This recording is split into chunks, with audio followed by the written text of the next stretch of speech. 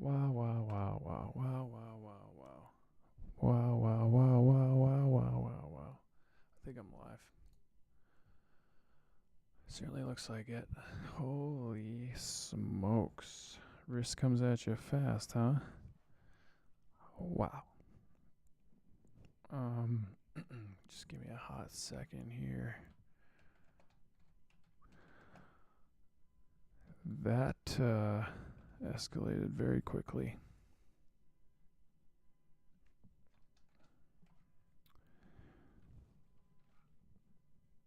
Very, very quickly. How's my sound? Sound is good. A little bit of that. A little more of that. Perfect. Holy heck.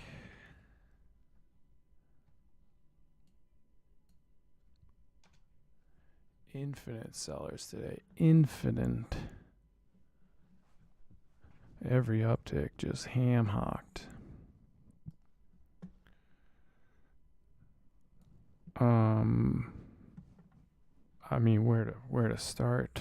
Start from the beginning, I guess. Initial jobless gain is pretty good. Initial pop off that, and then things started getting hairy. Um, at best. At best. It was a liquidation session. Sorry, I'm trying to unwind. Get my bearings here. Just a relentless amount of contracts on the offer all day. Even in the aftermarket here, this thing can barely tick up a quarter of a point. All right. So yesterday we talked about Silvergate that went bankrupt. I don't even know what it finished at. There's so much going on. 288. I mean, this should be at fucking zero right now, but short covering pretty much propped it up all day. I mean, you guys could have just waited until 50 cents, but to each their own, I guess.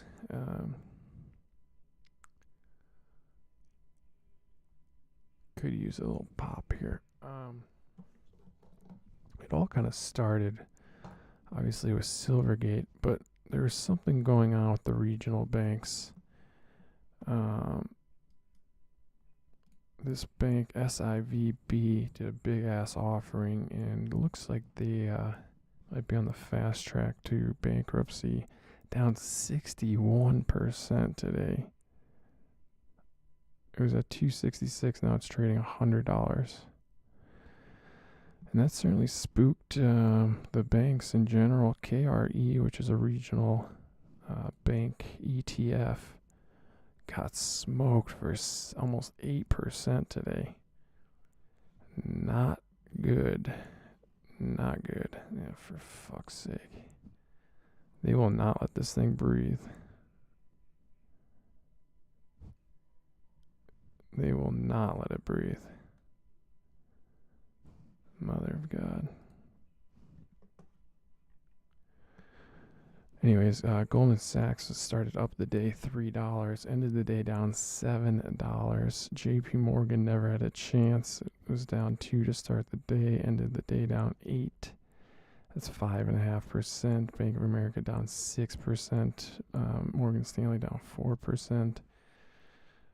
Just carnage in the banks. And I mentioned it yesterday, the higher rates go, the less money banks make. But is there a little bit of contagion going on behind the scenes with all this crypto fallout, banking fallout? I mean, the yields were well off their highs today, and I hate to say it, but it's the big moves that hurt the most, and it moved pretty big today. Where to close out?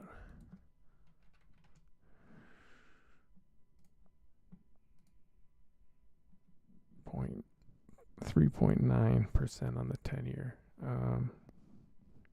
It was at what, 4 and change? That's a big move. There's a big move, and we see these big moves down, and stocks go down with it.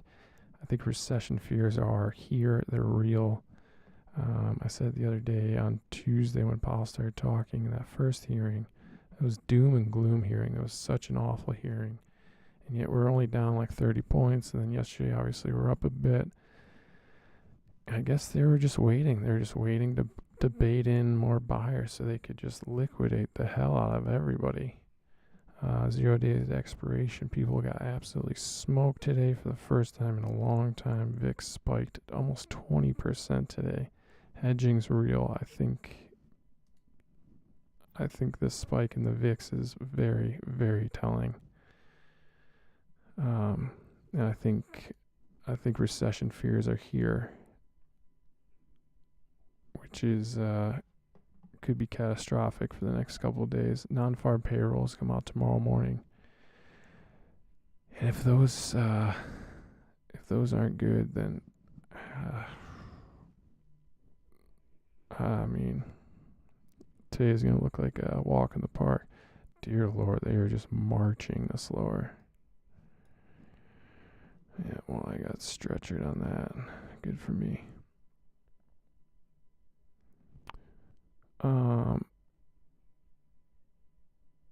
Let's see. Banks got smoked. Tesla down 5.5%, back down to 172. I mean, when you cut prices, that's what happens. It means demand's falling. We got raising rates. I mean, policy sounds like policy going to raise another 0.5 point. So, all right, I'm getting a little rambly here early, which isn't good. I want to talk about a couple of things right off the bat. Well, not even right off the bat. I've already been streaming. It's a weird day. Man, I got stretchered on that one.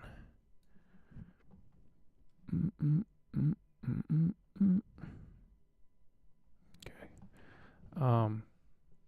Paul said something yesterday, I think, that went completely overlooked. It was a subtle comment, and it may have been part of the reason, only part of the reason why Bitcoin got absolutely smoked today. Down $1,700. We're trading at 20,380.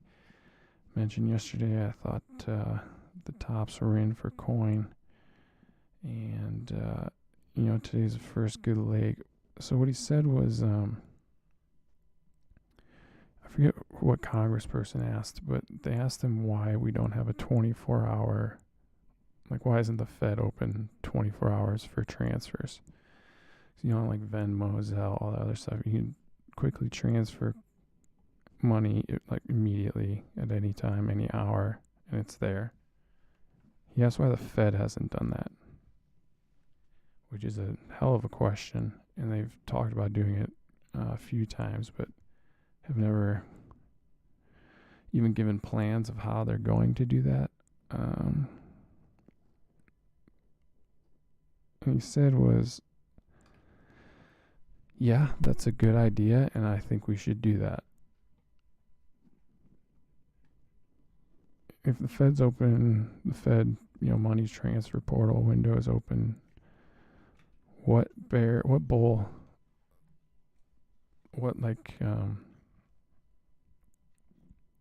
bullish backdrop, or what's the term I'm looking for? Got my brains fried. What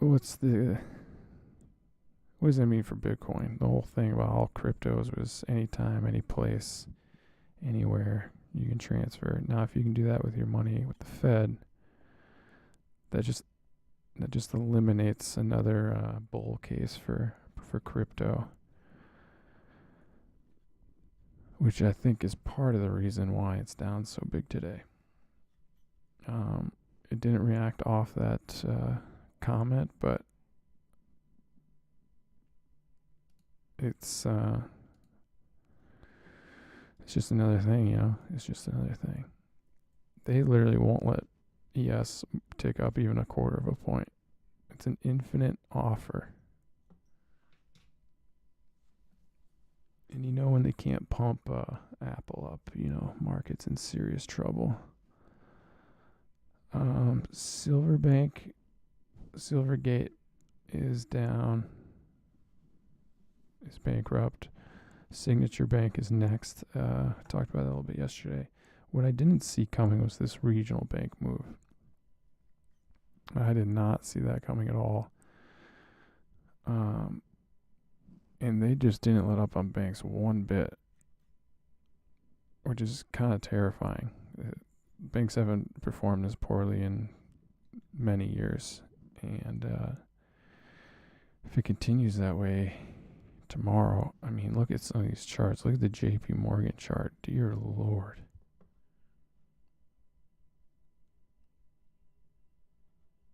I mean,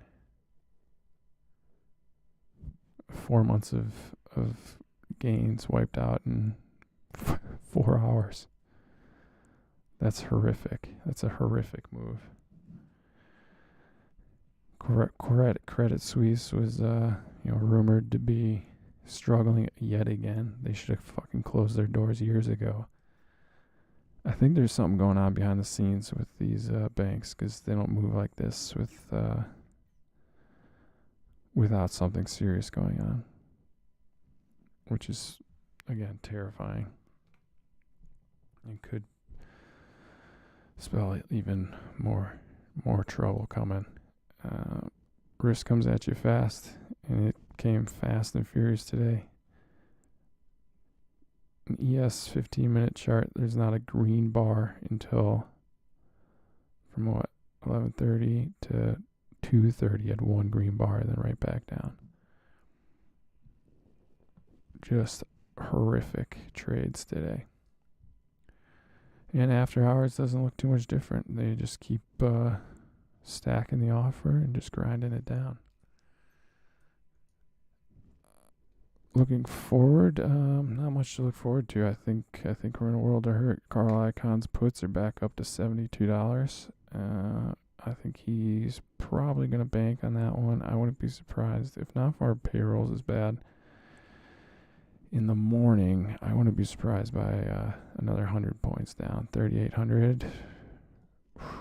Jeez Louise. I mean, it's possible. Down 80 today. It's very possible. Days today, like when you don't have an edge and you don't think regional banks are gonna go to complete shit. This is the day you trade real small, because real small trades turn into big winners. It's the big trades that turn into huge losses if you're wrong. But if you are wrong, then you're protected because your sizing's good. Let's see. I think I'm too fried. I'm just gonna be dragging you guys along for this one. Let me just see. I thought I had one more thing to talk about here.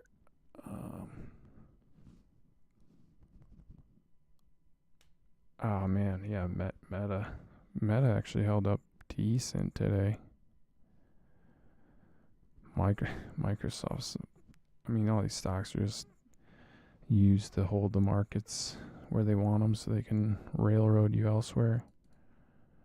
I mean, Microsoft hasn't really moved in. Yeah, today it looks pretty ugly.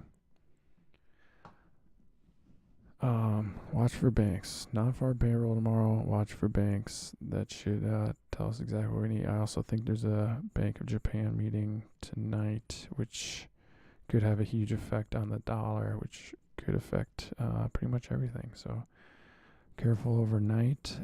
Careful tomorrow. Don't be a hero. And yeah, that's it. I'm too fried.